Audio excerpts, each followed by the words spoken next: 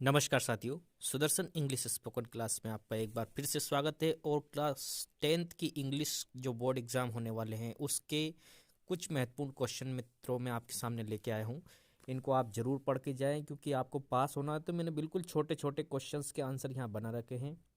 जो फेल होने वाले हैं, जिनको नहीं लगता कि हम पास नहीं हो पाएंगे, वो इन क्वेश्चंस को याद जरूर कर ले क्योंकि इनमें ज़्यादा बड़े क्वेश्चन के आंसर नहीं दिए गए हैं। और इनको जो अच्छे नंबर लाने वाले हैं वो भी पढ़िए क्योंकि एक शब्द में जो मल्टीपल चॉइस ऑफ क्वेश्चन पूछ लिया जाए तो आप इसको क्या कर सकते हो, याद कर सकते हो सकता है इनमें से कोई प्रश्न आ जाए। तो मित्रों, इस वीडियो को बहुत महत्वपूर्ण समझ के आप लास्ट तक जरूर देखना।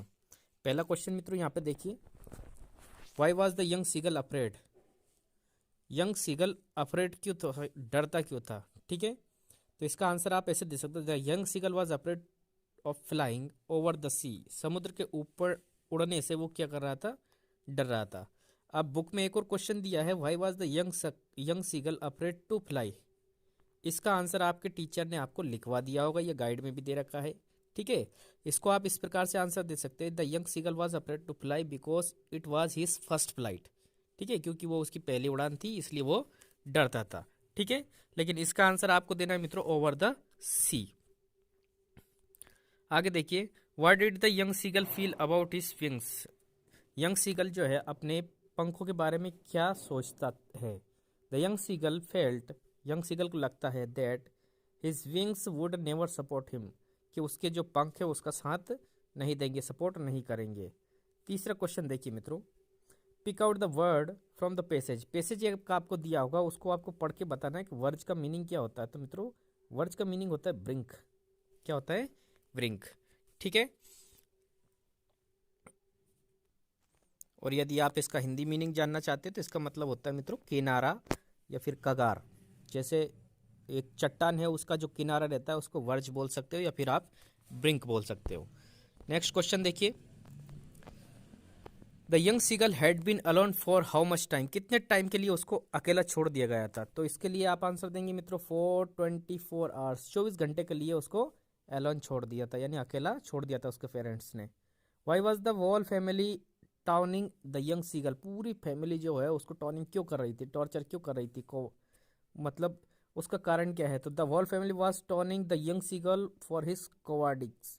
उसके कायरता के कारण पूरे क्या कर रहे थे, उसको डांट रहे थे, फटकार रहे थे। ठीक है, आगे देखिए, find the word which can be replaced by consume in the pages. Consume का मतलब क्या होता है मित्रों? डेवर, खपत करना।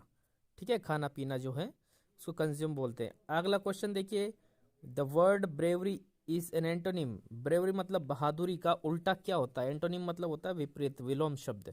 ठीक है, तो इसका होगा मित्रों कोवार्डिस। कोवार्डिस मतलब होता है कायर।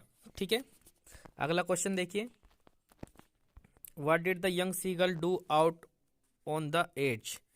यानी कि जो किनारे के पास में जब सीगल आ गया था तो उसने क्या किया? The young seagull pretended to falling asleep and watched his brothers and sister lying on the plates। वो क्या होता है? pretended मतलब उसको धोखे में रखा है, to be falling काय के लिए, उसको नीचे गिराने के लिए। asleep and watch his brothers and sister lying on the plate, कि उसके ब्रदर और सिस्टर एक पठार पे क्या हुए, बैठे हुए हैं। इस संदेश में अंदेशे में उसको रखा था। What was young seagull's father doing. Seagull's का फादर क्या कर रहा था?